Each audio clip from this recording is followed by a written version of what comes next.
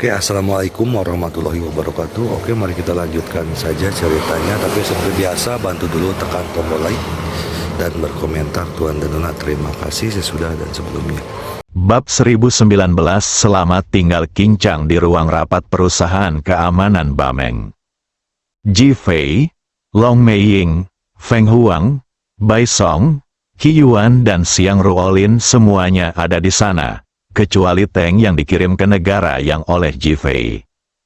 Teng dikirim ke negara yang untuk menyelidiki masalah Hiroshima. Awalnya, tujuannya adalah untuk menyelidiki Oda Miki dan Anzai Rika. Kemudian, melalui pertukaran dengan Kawashima Keiko, kedua wanita itu dibawa kembali. Sekarang hanya masalah Hiroshima yang tersisa. Ji Fei menyapukan pandangannya ke wajah kelima orang itu. Ekspresi mereka semua sangat positif. Mereka telah mendengar tentang apa yang terjadi pada Ji Fei hari ini dan berpikir bahwa Ji Fei ingin berpartisipasi dalam konferensi seni bela diri ini. Oleh karena itu, semua orang tampak tidak sabar dan wajah mereka penuh dengan antusiasme. Ji Fei melihat ekspresi semua orang dan tiba-tiba terkekeh. Apa yang kalian lakukan? Beberapa orang tercengang, lalu berkata bersamaan, Tuan, bisakah kami berpartisipasi dalam konferensi seni bela diri? Qi Yuan bertanya lebih dulu. Ji Fei melotot ke arah Qi Yuan, apakah kamu begitu tidak puas? Qi Yuan tercengang, dia tidak salah, bagaimana sampai pada titik pengejaran? Ji Fei menatap yang lain, dan mereka semua menatapnya dengan heran. Tidak mengerti apa maksud Ji Fei. Konferensi seni bela diri ini tidak ada hubungannya dengan kita. Ji Fei menekankan lagi. Long Meiying dan yang lainnya semua membelalakkan mata mereka dan menatap Ji Fei. Feng Huang tidak dapat menahan diri untuk bertanya. Tuan, bukankah Anda bertarung dengan Ping Chuan Hao hari ini? Mengapa tidak ada hubungannya? Tidak masalah karena saya mengambil tindakan terhadap Hiroshi Hirakawa. Mendesis, beberapa orang terkesiap dan menatap Ji Fei dengan rasa ingin tahu yang lebih besar di mata mereka. Aku tidak bisa menemukan jawabannya, tidak mengerti. Hari ini aku telah menghancurkan 3 orang anak buah Ping Chuan Hao. Jika negara naga kalah dari yang lain dalam pertandingan besok, maka siapapun yang berani meremehkan kami, orang-orang negara naga, akan menjadi orang pertama yang memandang rendah mereka, orang-orang negara yang mereka telah menjadi payung perlindunganku. Feng Huang dan yang lainnya saling berpandangan dan akhirnya mengerti maksud Ji Fei. Tuan, apa yang harus kita lakukan selanjutnya? Phoenix merasa tidak ada lagi yang dapat dilakukan. Bai Song, tolong bawakan aku semua informasi tentang Gu Qingzong dari rekaman kamera pengawas. Aku ingin melihat beritanya. Xiang Ruolin mengangguk, saya akan segera mengambilnya.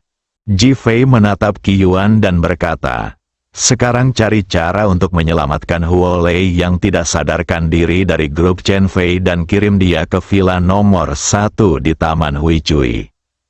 Ya, Tuan, setelah Qi Yuan selesai berbicara, dia segera berdiri dan pergi. Phoenix, kamu bertanggung jawab untuk melindungi Ruoshi dan yang lainnya di villa. Phoenix mengangguk, Long Meiying, Anda bertanggung jawab atas perlindungan rahasia. Ya, setelah Dragon Phantom selesai berbicara, dia berdiri dan pergi bersama Phoenix. Ji Fei menatap Xiang Ruolin dan berkata, besok malam kau terus menyelinap ke lokasi kompetisi atas nama seorang investor dan mencoba mencari tempat di mana Gu Qingzong ingin meledakkan bahan peledak. Jangan khawatir, Tuan, saya berjanji untuk memastikan bahwa Gu Qingzong tidak akan meledak dan dia akan meledak. Haha, setelah Xiang Ruolin selesai berbicara, dia tertawa terbahak-bahak. Ji Fei mengangguk dan Xiang Ruolin pergi. Bai Song datang tergesa-gesa dari luar. Tuan, saya baru saja memantau rekaman, silakan dengarkan.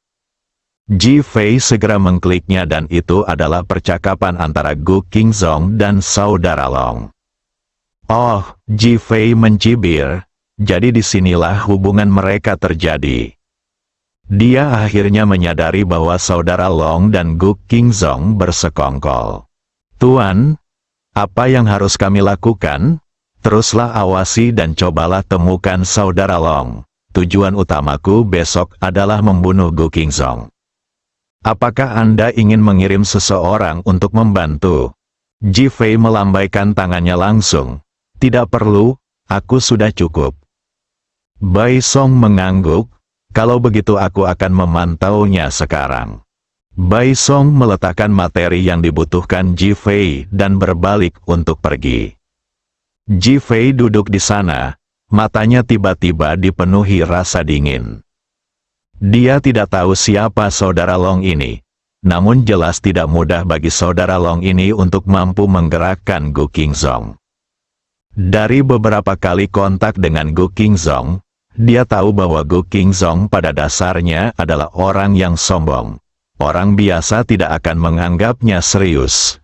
Mustahil baginya untuk menuruti perintah orang lain begitu saja, kecuali jika saudara Long lebih berkuasa. Ji Fei hendak berdiri ketika dia tiba-tiba menyadari. Seseorang, karena kamu sudah di sini, mengapa kamu tidak masuk? Ji Fei berkata ke arah pintu. Mencicit, pintu ruang konferensi tampak tertiup angin kencang, tetapi tidak ada seorang pun di pintu. Ki sejati membuka pintu, dan dia adalah Master Puncak. Ji Fei hendak berdiri karena terkejut, tapi tiba-tiba matanya membelalak. King Chang berkata tanpa berpikir, haha, kamu sudah banyak berkembang, kamu bahkan bisa tahu kalau itu aku tanpa melihatku. Suara tawa King Chang terdengar dari pintu. Ji Fei bergegas berjalan menuju pintu. Di sana, muncullah seorang laki-laki berpakaian putih, anggun dan angkuh, bernama King Chang yang sudah lama tidak terlihat. Ji Fei merasa sangat gembira melihat King Chang. King Chang adalah seorang dermawan baginya. Ketika ia mengalami berbagai pembatasan dan cedera pada waktu itu, King Chang lah yang membantunya untuk membuat terobosan. Kebaikan ini sulit untuk dibalas. Karena alasan inilah dia dapat merasakan aura King Chang dengan sangat jelas dan dapat mengidentifikasinya secara instan. King Chang masih berpakaian putih, bergerak sedikit dan berdiri dengan gagah di tengah ruang konferensi. Ji Fei tidak tahu bagaimana dia bisa masuk, tetapi dia bisa merasakan napas King Chang semakin kuat. Sudah lama sejak terakhir kali kita bertemu di kota Ninghai. Ji Fei mengambil inisiatif untuk berbicara. Kamu tidak melihatku, tapi aku sering melihatmu. King Chang berkata dengan tenang. Ji Fei tertegun. Kau mengikutiku? Ya, sebenarnya tidak. Mengapa? Kau menghancurkan aliansi bela diri dengan sangat brutal. Bagaimana mungkin aku tidak memperhatikanmu? Ji Fei tiba-tiba teringat apa yang dikatakan Xiao Hongyan, bahwa di belakang aliansi seni bela diri adalah Aula Naga. Sebelumnya dia masih penasaran mengapa Long Tang tidak pernah muncul. Sekarang dia mengerti bahwa King Chang lah yang membantunya di belakang layar dan pasti telah menghentikan Long Tang mengambil tindakan. Ji Fei sangat tersentuh. Apa yang ingin kamu lakukan terhadapku? Entah mengapa, Ji Fei berinisiatif untuk bersikap lebih sopan kepada King Chang. King Chang terdiam sejenak, lalu menatap Ji Fei. Aku datang kepadamu karena aku ingin kamu melepaskan Gu Qingzong. Apa? Membiarkan Gu Qingzong pergi? Mata Ji Fei langsung berubah dingin. Ini adalah orang terburuk di depan kita. Dia bahkan menyerang wanita malang seperti Huo Lei. Ini sangat kejam. Dialah yang mengirim orang untuk menyakiti Huo Lei. Aku tahu itu. Aku juga tahu bahwa kamu membenci Gu Qingzong. tetapi Gu Qingzong tidak bisa mati sekarang. Berikan aku alasan. Suara Ji Fei sangat dingin, yang jelas tidak memuaskannya. Bahkan King Chang mungkin tidak setuju. King Chang menggelengkan kepalanya. Aku tidak bisa memberitahumu alasan spesifiknya sekarang. Aku hanya memintamu untuk tidak membunuh Gu Qingzong sekarang. Ji Fei menatap King Chang dengan tangan terkepal erat. Jika orang lain, dia mungkin akan langsung menolak, atau bahkan membunuh King Chang sebagai kaki tangan Gu Qingzong. Tapi King Chang, dia tidak bisa. King Chang adalah guru sekaligus sahabatnya, dan seseorang yang telah membantunya berkembang. Sangat hormat hatinya, King Chang mengetahui kemarahan dan kebencian di hati Ji Fei, dan menarik napas dalam-dalam. Jangan khawatir, aku akan memastikan dia tidak akan menyakiti keluargamu lagi. Ji Fei, aku akan memberimu wajah ini. King Chang, aku juga punya berita untukmu. Bab 1020, Metode untuk menyelamatkan Huo Lei. Berita apa? Mata Ji Fei menunjukkan antisipasi yang cemas. King Chang berkata dengan tenang, ibumu masih hidup. Ji Fei, ini adalah berita yang dia dengar terakhir kali. Jika memang berita ini, maka dia ditipu oleh King Chang. King Chang menatap ekspresi Ji Fei dan tersenyum acuh tak acuh. Apakah kamu terkejut? Ji Fei tetap diam, namun mengakuinya. Sebenarnya yang ingin kukatakan adalah, ibumu masih hidup, dan keberadaannya masih ada hubungannya dengan situasi Gu Qingzong saat ini. Jadi, kau tidak bisa membunuh Gu Qingzong. Ini Ji Fei tiba-tiba teringat surat yang ditulis Huo Lei untuknya, dan suara ibu Huo Lei yang menelepon putranya langsung ditelepon. Mereka berdua begitu akrab. Apakah menurutmu ibuku adalah ibu Huo Lei? Ji Fei bertanya dengan cemas. King Chang tercengang. Dia tidak menyangka Ji Fei benar-benar bisa memikirkan hal ini. Namun, dia segera pulih dan berkata sambil tersenyum, bagaimana aku bisa tahu tentang ini jika kamu bertanya padaku? Kamu seharusnya bertanya kepada Huo Lei. Ji Fei melihat King Chang. Dia tiba-tiba merasa bahwa King Chang yang terbuat dari kayu ini benar-benar akan tertekan sampai mati. Huo Lei sudah menjadi sayur. Bagaimana dia bisa bertanya? Jika Anda bisa bertanya, apakah Anda tidak akan bertanya? King Chang melihat ekspresi Ji Fei yang tenang dan alami. Dia terdiam sejenak dan melanjutkan, apakah kamu merasa sangat terkejut? Ji Fei tidak berbohong dan mengangguk tanda mengakui. Sekarang saya akan memberitahu Anda berita utamanya. Ekspresi King Chang tiba-tiba berubah serius dan dia berkata, berita apa? Ji Fei segera menjadi sangat serius. Cara untuk menyelamatkan Huo Lei? Apakah ada cara? Ji Fei memiliki kemampuan medis, tetapi Huo Lei sudah mati otak dan tidak dapat dihidupkan kembali. Kalau tidak, mengapa dia tidak menyelamatkannya? Tentu saja ada caranya. Hanya jika kamu membangunkan Huo Lei, kamu bisa mengetahui di mana ibumu masih hidup. King Chang menatap Ji Fei dan berkata, Ji Fei mengangguk, metode apa? Cepat beritahu aku. Ada antisipasi di matanya. Yokoku Tamamonomae. Tamamonomae? Ji Fei bertanya dengan heran. King Chang mengangguk. Dia adalah Tamamonomae cantik yang konon pernah melayani Kaisar Toba di akhir zaman Heian. Ji Fei mengangguk otomatis dan berkata, aku tahu ini. Dia mengabdi di istana pada usia 18 tahun, lalu menjadi pelayan Kaisar Toba, dengan nama Tamamonomae. Konon, dia perlahan-lahan mendapatkan dukungan dari Kaisar Toba karena pengetahuan dan wawasannya. King Chang mengagumi pengetahuan Ji Fei yang luas dan mengangguk. Dia sebenarnya adalah rubah berekor 9 berwajah putih dan berambut emas yang menyamar. Rubah berekor 9, Ji Fei berseru dan berpikir dalam hati, Bukankah itu Sudai? Ia adalah rubah berekor 9 yang berubah menjadi wanita cantik tak tertandingi yang melayani Kaisar Toba di akhir periode Heian.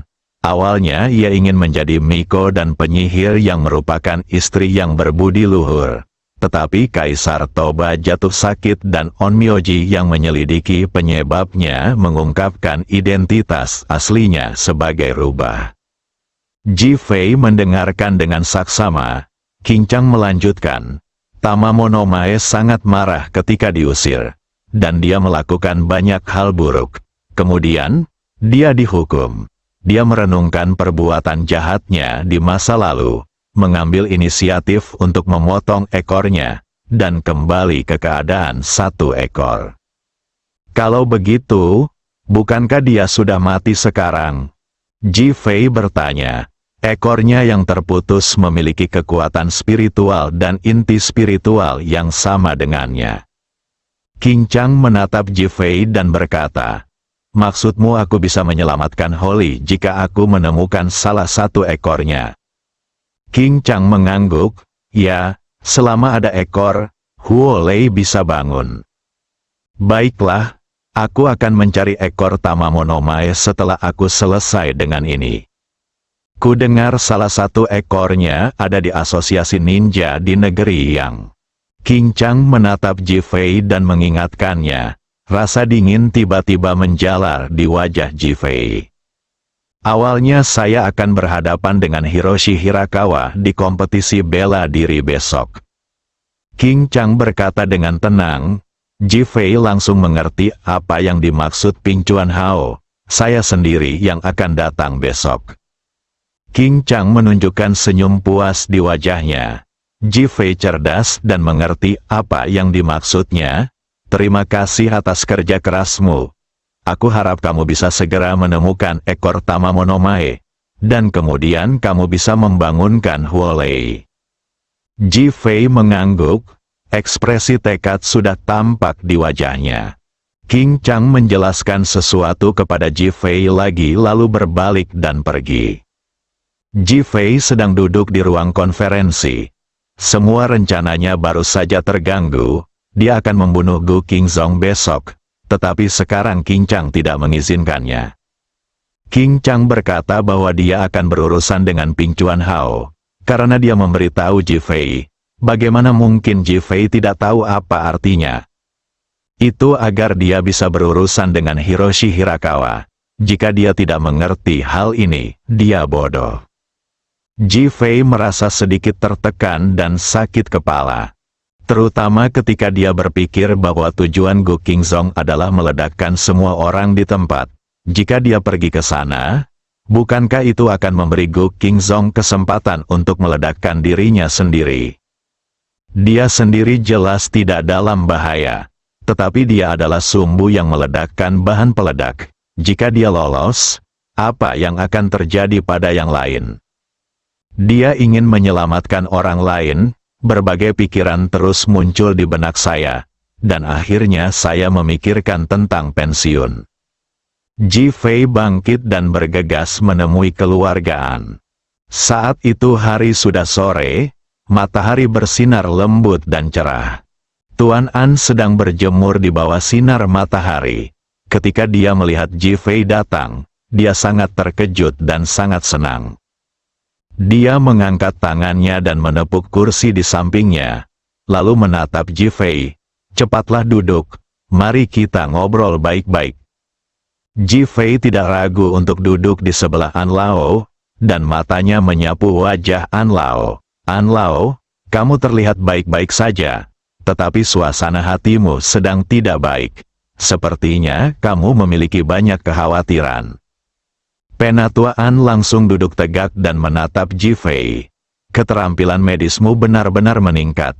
Kau bahkan bisa tahu kalau aku khawatir. Ji Fei menganggap kejadian yang menimpa Tuan An itu lucu.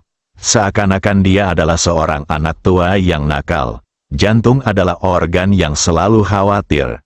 Aku melihatmu gelisah.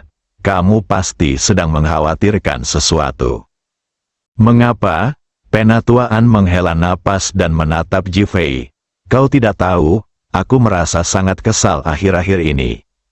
Setelah mendengar ini, Ji Fei tidak ingin membicarakan urusannya sendiri secara langsung. Tuan An, silakan bicara. Saya ingin mendengarkan. Angel sudah berusia 23 tahun dan masih belum menemukan suami. Aku agak khawatir sekarang.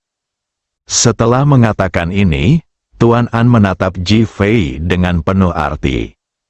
Ji Fei hanya mengangkat tangannya dan menyeka dahinya. Penatua An mengangkat alisnya. Ji Fei, apa maksudmu? Tuan An, Anda baru berusia 23 tahun, mengapa Anda terburu-buru? An tua tidak senang mendengarnya. Dia duduk tegak dan menatap Ji Fei.